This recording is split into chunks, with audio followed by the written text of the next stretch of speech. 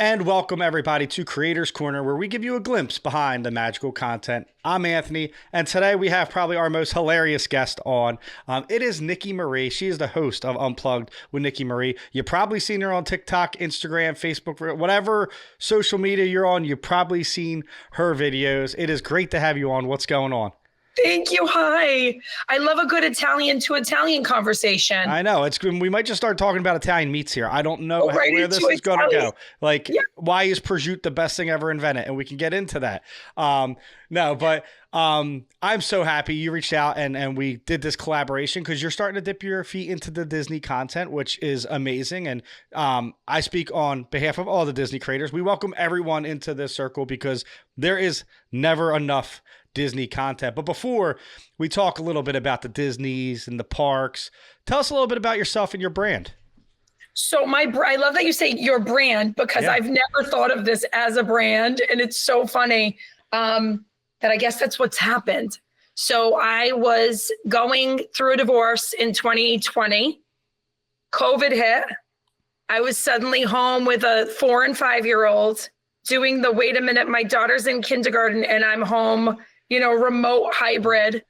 Lost all my clients because I was a consultant. So go back in time before the pandemic, I was an interim CEO, CMO, thought leader, right? I'd get hired by founders to be on their leadership team for a project that needed to be done.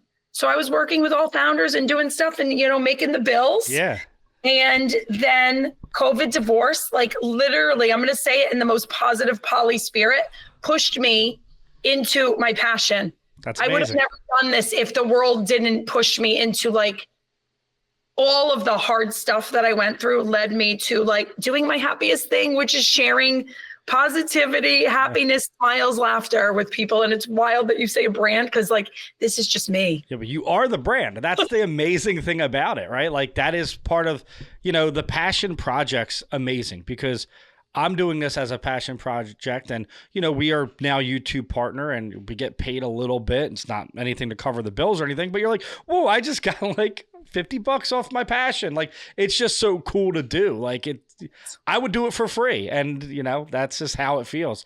Did you ever envision yourself doing content when you were in corporate world, or was it just kind of a afterthought or something that just came to you during COVID? Hey, let's do this. I love that you asked me that because everyone that knows me is of course you're doing this. I was the corporate SVP, right? You put the title on someone and you assume that there's this etiquette and there's this seriousness. Don't get me wrong. I could be in a leadership meeting and handle, my P&L and all the finance. On the back page. But I was the girl with the phone out doing Snapchats to the whole leadership team.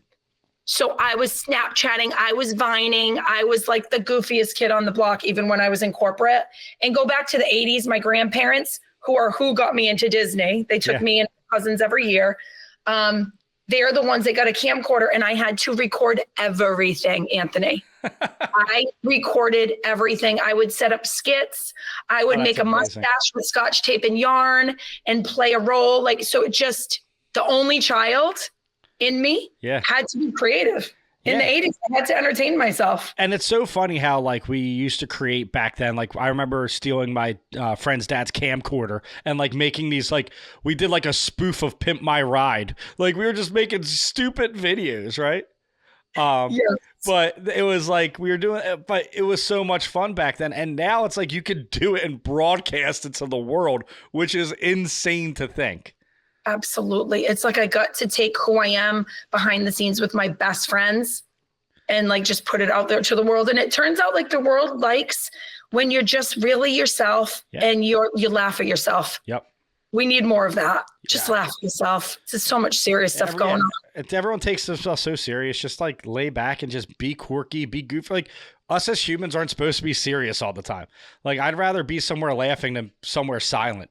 So when you're sitting home, it's COVID. You lost your clients. Yeah. What were you hey, what was your mindset of I want to create content. This is what I'm doing. How did it even start? So I was following Gary Vee. Love Gary Vee. Love Gary Vee. Yeah. So I was following him and he was in my ear whenever I'd look at Instagram. which I had a private account, whenever I'd look at that, he'd be like, TikTok for business, TikTok for business. And I was a consultant for thought leaders and founders. Yeah. So I was like, I'm going to learn what the hell TikTok is because I don't know this app. I went on, I created a fake name, which was Nicki Unplugged. I figured no one would ever see me on there, literally. And my page blew up. Yeah. Blew up because the overly curated Instagram for moms was the perfect house, the perfect meal prep, the perfect front fall porch. Mm-hmm. And I was myself the way I would be on Snapchat. Yeah. Talking to my friends, being like, this is a shit show. What are we doing? Are we all okay? Yeah. Right. Pandemic days.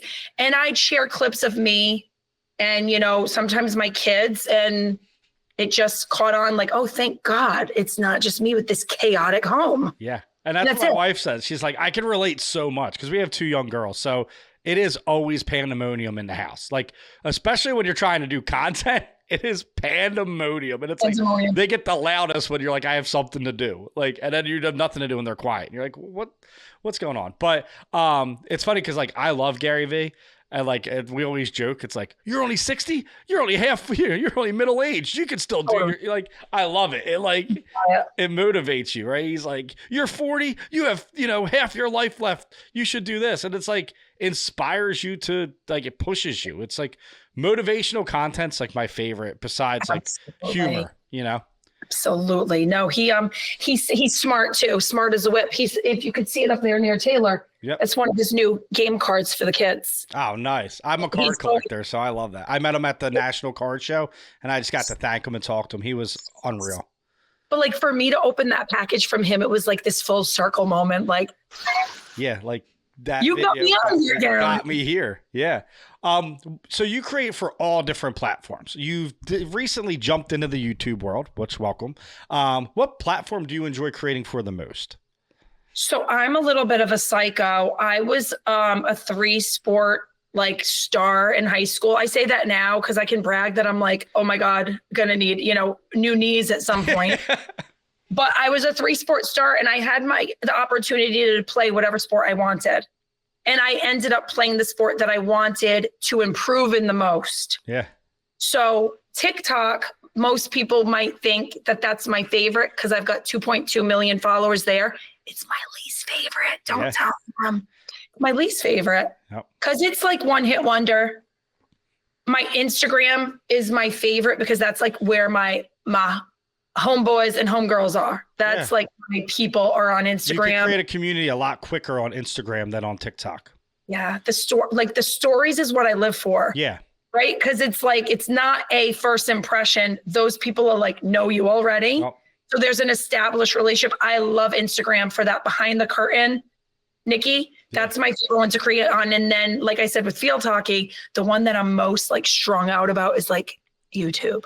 Yeah. How the heck do I figure this out? This is hard and challenging, but I like a good challenge. Exactly. I think long form content is very hard to make, and you're making vlogs. I've watched a couple, and that's the hardest stuff to make because it's easy to just pick up a phone and go blah blah blah blah blah for 30 seconds.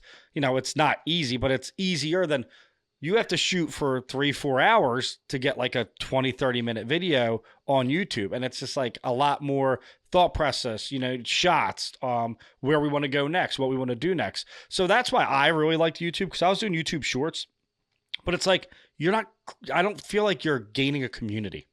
People just swipe by you. Right. And I feel the same way about TikTok. It's like, if I have 2,000 followers, why am I only getting 200 views? Yeah. Why aren't my followers seeing what I'm posting?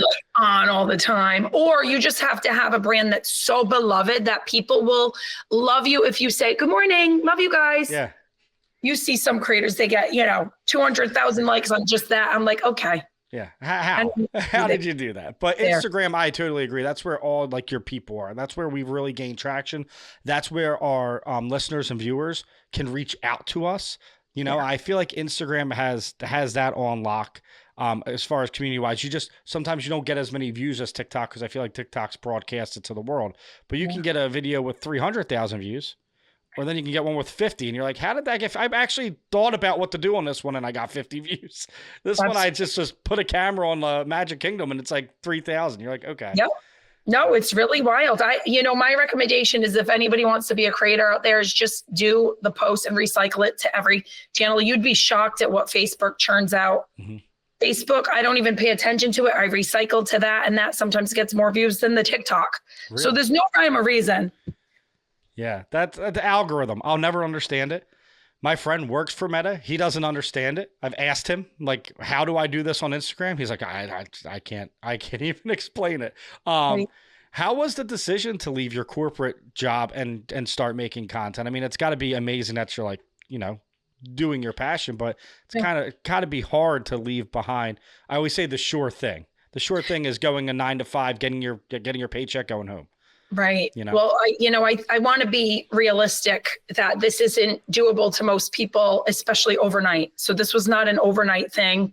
This was like, I had my daughter in 2014. I got back to work after maternity leave, and I got this big raise. Like, I was asked to take on a team of 31, turn it into a team of 13. Right. So there was a big task after having my daughter. And I just thought, oh, this is a company that's going to support me as a mom and still empower me to, sit in that seat. Yeah. And then fast forward to having my son 2 years later, not even 2 years later. And I went back after that maternity leave, and the company was completely different. There was a different president. There was a different leader. And I just felt like I've never said this publicly. I feel like I was being pushed out. Yeah. That's the dead truth. And I felt it with everything in me. I no longer had a team. They wanted me to do more PR. And my dream was not to do PR. That wasn't the route that I wanted for myself. So I took 1 year of realizing I'm being pushed out, but I'm not going to let them push me out. I'm going to figure this out. Mm-hmm. So I took a year to figure out what I would do if I wasn't sitting in that seat. And that was grinding out thoughts about, like, what does it look like to be a consultant? What can I make? What can I charge? All that good stuff. So you felt like they were like pushing you kind of out, and the landscape of work was changing. Now, was that what lit the light bulb? Like, all right, I'm going to do this for me now? Or was it just like, I need to find a different outlet of income? Or did you do this thinking like this was going to be your new career, or did you just do it to kind of be an outlet away from work? I wanted to get out of the corporate world. I wanted to get out of that work environment. To be quite frank with you, it was becoming a toxic environment. I am not, I'm a very sensitive sponge to my surroundings. Yeah. And I just didn't feel like myself when I was going into work. So, when we talked about Gary Vee. Gary Vee is the person to say, then find the change, make the change. If you're going to be unhappy every day, it's up to you to make the change. And that's exactly my life motto, is like, I'm not going to come in here and bitch about how I feel. Yep. I'm not going to change leadership's mind. I'm a woman who became a mom. I delivered a stillborn baby, which was my son's twin. I went through some shit. Yeah. And to be sitting there looking at the clock every day, dying to get home to my kids, I just couldn't do it. That was me. I couldn't do it. And I honor the women who lean in and sit in the seat and climb the corporate ladder. It just wasn't for me. Yeah. And the corporate ladder is always changing, always evolving. I've been in corporations where you feel like you're next up and they pick someone because they don't want to pay you because this one has less tenure so they can pay them. And it's like, that doesn't, you're not putting the best person in that job. You're doing what's best for your back page. And that's kind of how corporate is. And, I always say, if you don't want to go to work waking up, like when you wake up, you're doing the wrong thing. Right now, not everyone's going to love your job, but if you hate it enough where when you wake up, you go, oh, I got to go to work today. Find something new. We all have days like that, but if it's an everyday thing, that's when I kind of know, okay, it's my time to look somewhere else, I know. And I've had so many people say, don't take it so personally. Tell somebody like me that I take everything personally. Yeah. So even after, I've worked for so many brands who say on the outside that they stand for this, that, and the other thing. And the internal culture is awful. Yep. And I refuse to do that ever again. And I cannot believe I'm in a seat where I get to call the shots for myself. Yeah. And I don't have to do any of that bullshit stuff. Yeah, that's so it's amazing. Like authenticity, literally, it's an overplayed term, but it's everything that I want to be in the world. Yeah. It's just like, it goes back to saying your brand is you. It's authentic. It's real. And Not many people could say that, right? A lot of brands have certain rules, and you're you, and that's amazing. That's amazing. So you start doing a podcast too. So let's talk a little bit about your podcast. How did that start? Because I know you start by just posting Instagrams, and now it's a podcast. Yeah, I think it's a little bit of like the ADD thing, right? I'm always like, looking for the next thing. For 3 years, I've wanted to start it. I'll tell you the reason why I started is I have the ability to reach out to someone like a Molly McAwesome. Yep. All right. I've got the ability to reach out to her because of my following, because she, I pop up in the inbox. Yeah. I get the ability to reach out to people that I want to have conversations with. And the biggest thing I thought is like, I'm so lucky I get to have these DMs and these people connected to me. Why not have a conversation with them and put it up so that it can help other people? Yeah. So whether it's me being silly with someone else or me being like, I interviewed somebody yesterday, a parenting coach, and I'm like, this is such a gift to me to have this knowledge from this person. Why not share it? Yeah. Like I want to share. So that's it. I love that. Yeah. I'm the same way. ADD creator. Like, oh, we should try our hand in this now. Like we started as our page was called Anyone Can Cook. And we were just like, we're going to do Disney recipes at home. And then it was like, no, we're going to go to the Food and Wine Fest. Oh no, we're going to go do this now. And now we're doing resort, and now we're doing a pot. And it's like, great. That's why it's like ultimate Disney destination. That's what we want to be. We want to do everything Disney. So, Anthony, I'm going to tell you something. We're all still little kids. Yeah. So, and it's funny, you gave me the chills when you said we're going to do it, because so many people are afraid to change, pivot, start something that they're not sure of. I fell into field hockey. So I told you my sports. I fell into field hockey, which ended up creating such a platform for my life to be shaped by this like sport, playing for an amazing coach. When I tell you that my parents let me figure it out when I was a kid, if I wanted to try breakdancing lessons because Michael Jackson was trending at the time, they let me. If I wanted to try basketball, if I wanted to try dance, they let me try everything. It's awesome. And I got that out of my system to the point where they gave me confidence that you can try new things. Yep. And if you don't like it, just stick it out for the season. Yep. And then leave and do the violin, but you're finishing the season of the violin. And then I really think that's like a tool that we need as a parent hack for our kids is let them try all the stuff. Listen, I did the same. My daughter went gymnastics. She won a bunch of medals, and she said, I hate competition. And I said, all right, then you're done. Like, if you don't want to do it and it's stressing you out, let's find a new outlet. Like, it's even if you're good at it, like she was great at it, but it's not what you want to do. And I think that's super important too. My parents were great with that. Find yourself. Like, I went through the dyed hair Eminem phase. Come on, we all did. Find yourself, right? And then get back to, how you are, but they let you find yourself, but they guide you. And I think that's super important. What do you think the hardest part of being a creator is? The hardest part for me is that I used to have my kids in my content a lot more. Mm-hmm. And I didn't know anything in 2020, right? So there's some things I look back at and I'm like, oh God, I would have never had my kid in that, or I would have never shown that clip of my child, right? And now I'm so glad that I know all of this. Yeah.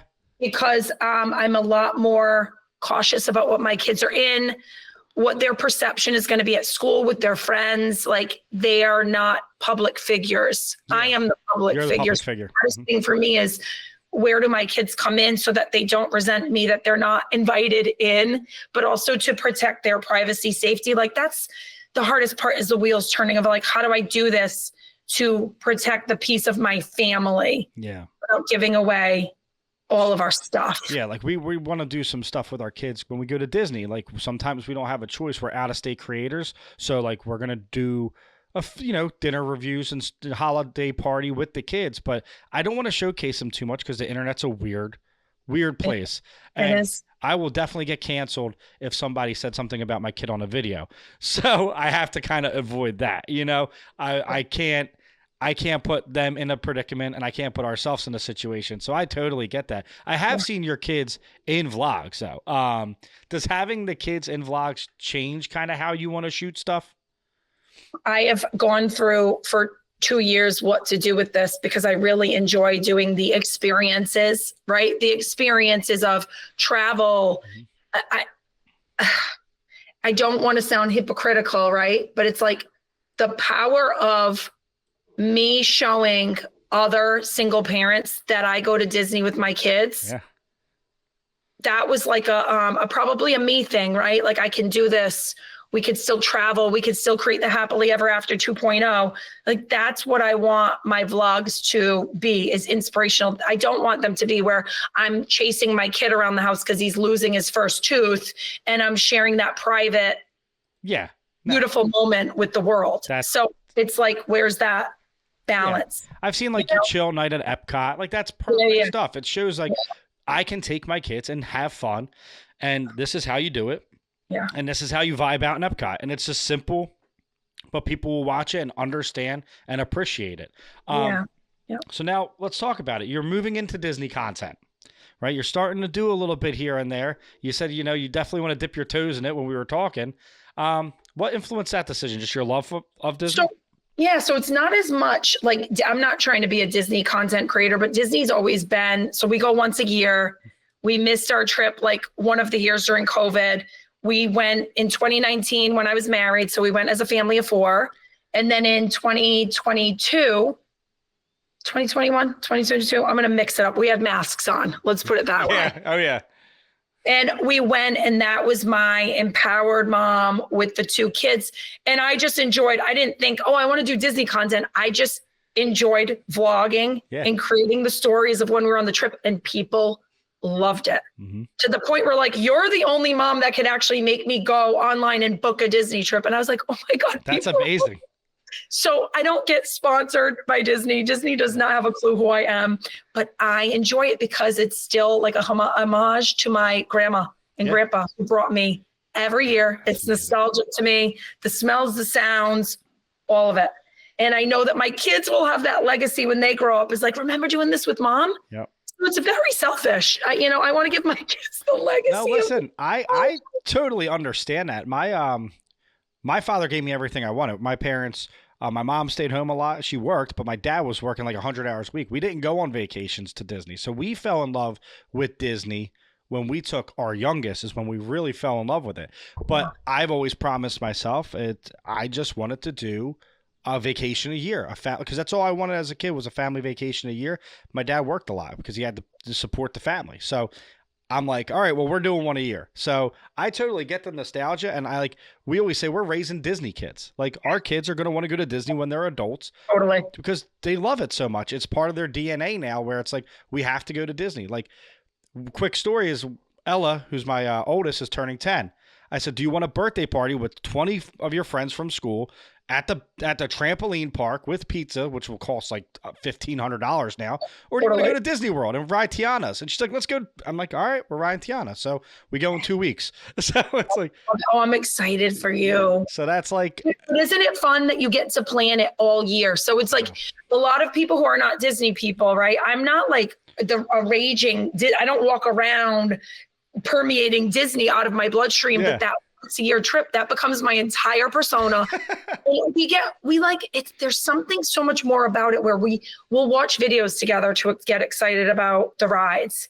My son knows he's 8. When he was 6, he knew every single speed of every single ride. Yeah. And it's just this fun, it's like a love language between our family. Yeah, and so we look forward to like what snack we have to get when we're in Larry. Exactly. It's about all the things, all the senses. Yeah, it gets everything going. Where do you want to eat? What dining do you want? And that's what we're like. The kids are like, it's her birthday. Where do you want to eat? She's like, I want a steak. We're going to Flying Fish. I'm like, all right. She watches more vlogs than us, probably. I haven't been to Fish yet. All right, I'm going to put you on the spot. What's the favorite meal you've ever had? Topolino's rigatoni. I've never had the rigatoni there, but I love Topolino. Yep, Topolino's rigatoni. Topolino's rigatoni is number 1. Flying Fish charbroiled strip is number 2. Yeah. I'm gonna get my daughter. I'm not a meat eater. And it's funny because we just did the podcast episode on our most overrated, underrated, and greatest Disney restaurants. We just did it yesterday. So all right. It's off the top of the head. I'm like, I know exactly. Listen. Oh yeah, give it a listen. So You just mentioned something very important, that people look up to you because, single mom doing Disney. What tips do you have for single moms or a single dad even doing Disney World? Yes. They always tell me, don't leave out the dads. We're here too. And I'm like, I'm sorry, but I'm a mom. But so I relate to being a mom a little bit more. Yeah. So a few things. You got to just do it. Yeah. You got to just rip the Band-Aid off, book the freaking trip. And you will do it. And you will look back and go, I can't believe I almost didn't do this. So just do it. 2 is the double stroller. My kids last year, let's see, they're 8 and 10 now. So they were 7 and 9. The double stroller was my co-parent. So even if you don't plan on having your kids sit in it, because they're too cool, I'm going to tell you this, they will sit in it. You will use it to hold your water bottle, hold your popcorn bucket, get the mom. They have these, the clips. We got them too, yeah. I got the popcorn bucket on one. I got my bag on the other. I got my backpack underneath. It's my co-parent. That's amazing. Yeah, double strollers. I don't care how old your kid is. If they're under 11 years old, get a double stroller. I might bring it when they're 13 and 10 at this point. We have a 10-year-old and a 5-year-old. So the 5-year-old definitely wants to sit, and then the 10-year-old complains about how she's walking too much. Correct. And I don't know about you and your wife, I'm on a mission. Oh yeah. I mean, I'm like, if your legs are tired, get in. We move at Italian speed, which means we run everywhere. You know what I mean? Everything is rushed. If our lightning lane is at 10:15, we got to be there at 10. Hurry up. Let's go. I like that pace. And it's weird because a lot of people, that stresses them out. I thoroughly enjoy the extreme sport of Disney. Yes. It's one of our friends just posted, he's like, I don't even need to go to the gym when I'm at Disney. I just put in a workout. I got in shape. I came home. I was like, wow, mama's fit from those. And then the double strollers, the extra. Yeah. Boost up those hills. Oh, the hills in Epcot are crazy too. Double stroller. And then 3 would be find a way. So this is more for the parent. Find something that you literally promise yourself you enjoy for you each day. Yeah. Each day it was all about my kids, but there was that one bucket list item that was for mom, where I would tell my kids, mom is waiting in line for this. Yeah. Because this is what I really want. And let them see you excited about something. I think that's such a lesson in letting them see you enjoy life. Exactly. I think that and that's what we love so much about Disney is you enter that childlike state again that you spoke about when we were talking about creators. We're all children. We're all all over the place. But when you are lost in that magic and you're excited about something and the kids see that, I do the same thing with my father. We go to card conventions. I told you I collect, and he met his idol, Julius Erving, who played for the Sixers, and watching him meet his idol was an out-of-body experience for me, because you never see your parents excited like that, so letting the kids see you be vulnerable and be giddy, it's so cool. It's really cool. I love everything you've said about your dad. I love that. Oh yeah, he's my best friend. He probably called me 3 times when we were doing this interview. I love that. Hi, Dad. Yeah, right. So you have done some resort vlogs, right? You did the Poly versus the Beach Club, which is also 2 of the best places. How do you even decide? Listen, I have said for the past year, everything that I do is been a gift to myself for the divorce. I think I have to get out of that era at some point, because that's my excuse for everything that I do. This is the Eras tour. It's just going to keep going. Yeah. Just keep it going. And then you did your, PSA vlogs with advice for parents taking their kids to Disney. What are your favorite vlogs to do? So I'm still getting new at this, but when I watch Molly, that's when I feel the most inspired to do what I feel I'm best at. Most people don't know this about me. I worked for Sandals Resorts and Beaches Resorts right out of grad school. So I was with them for 3 years. And then I went to Royal Caribbean. I was with Royal Caribbean for 6 years. And what I did with both of those companies is I was the brand rep for the travel agencies. Because back in the 90s, early 2000s, you only book through travel agencies. Yeah. Yep.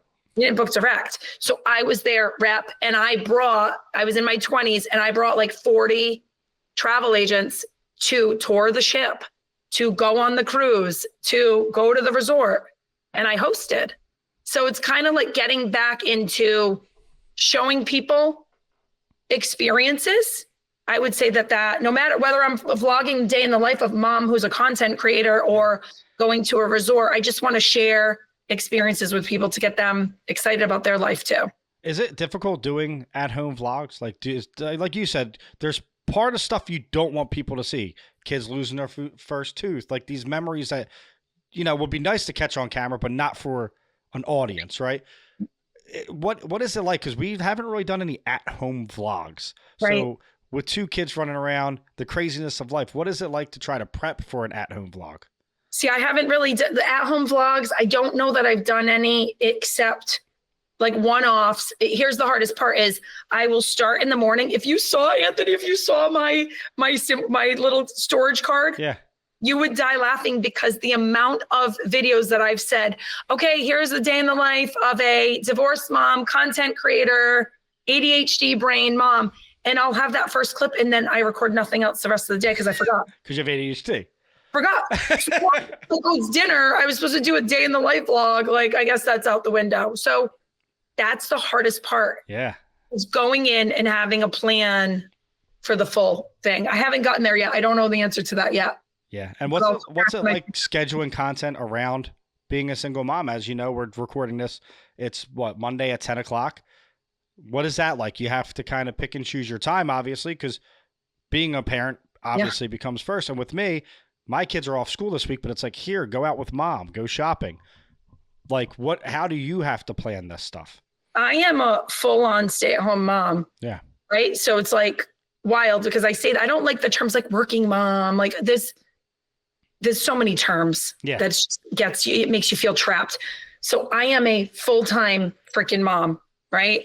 And then I do content and that's actually how I get paid now. Yeah. So it's wild because I don't consider it work, although it is a lot. So I work when my kids are in school.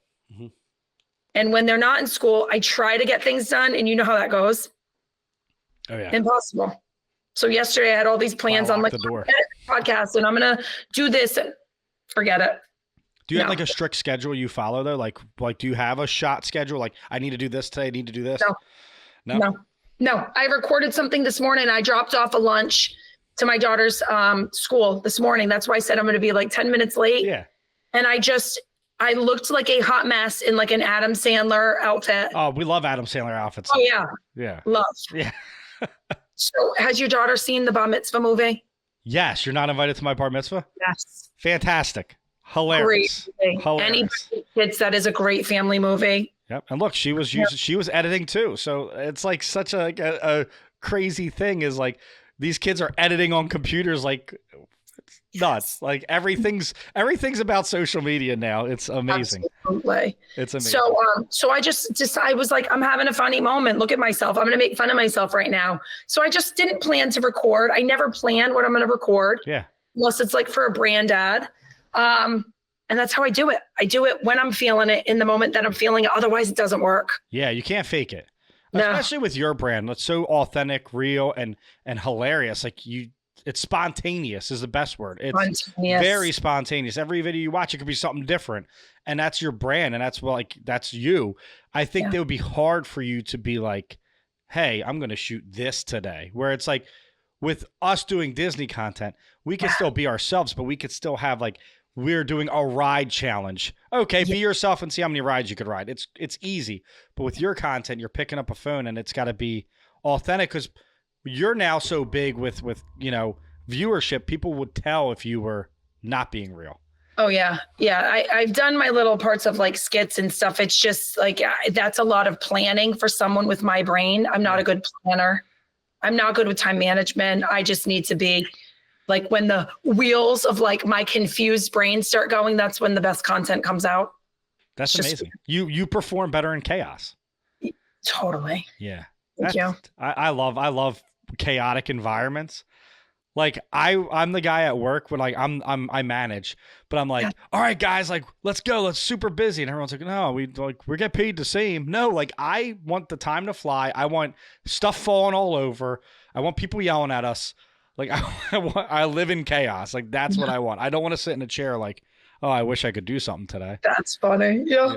You know, so what creators do you watch? I heard you mention Molly, and I know Molly is going to be appearing Yes. on the Yeah. podcast very soon, Yes. which I'm super excited for.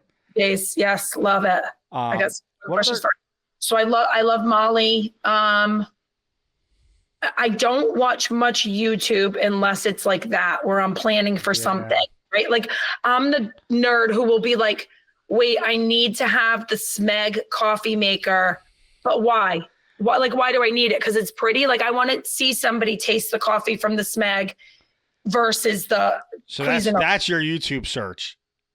I'm more of a search. Why should I buy this Keurig? Right? Like, yeah. Yes.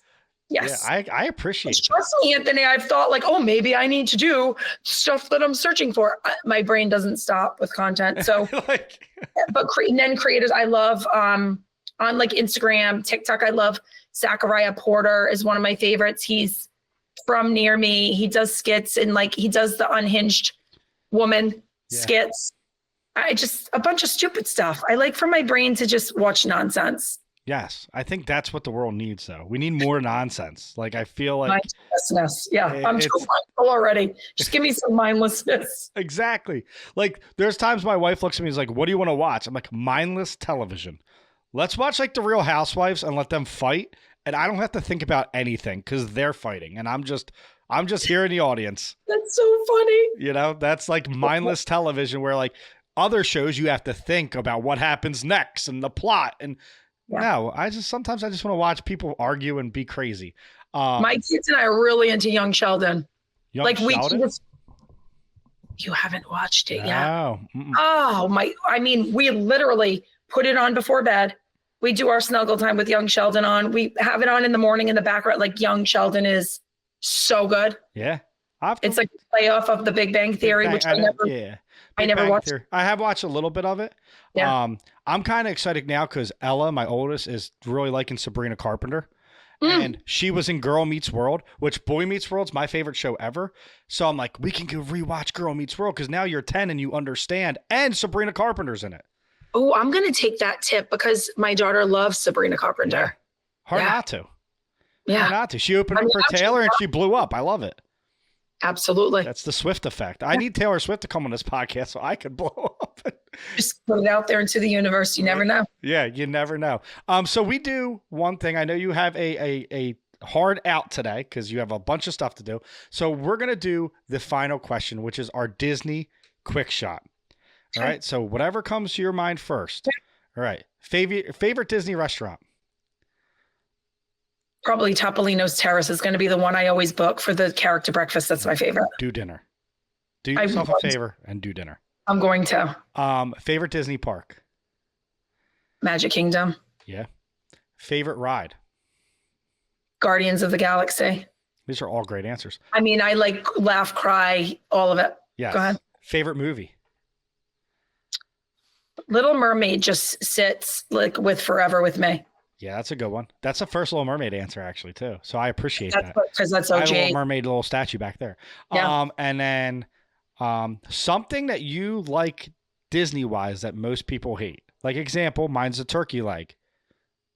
Oh, I do not. You're saying you like the turkey leg? Yes. Oh, no, I would be a hate turkey leg. What do I love that most people hate? This one always ties people up. Wow. So I have a second. You can edit the pause, right? No, I let people sit in their feelings for a minute. All right. Except Breedlove. Breedlove from All Ears, he was thinking about it for about 30 minutes. No, and you're like, okay, can we wrap this up? Wait, no, I really want to think this one out. Hold on. One of the answers, another answer was Genie Plus because everyone hated Genie Plus, but Rob from Ear Scouts is a Genie Plus Pro, so he likes it. I feel like a Genie Plus Pro. Yeah. I'm a little stressed about changes.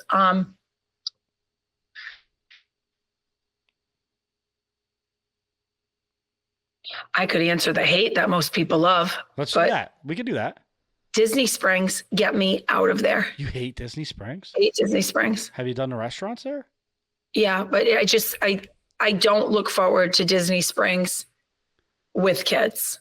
I don't look forward to it. They want to buy everything shiny and bright. You got the biggest Disney store in the world there, World of Disney, where it's like just over.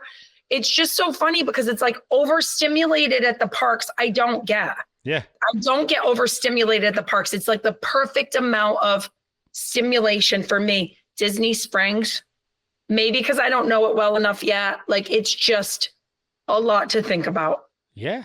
And I have the funniest videos from like Disney Springs last year. My daughter, it's also the age. She's 10. Sephora. Oh, yeah.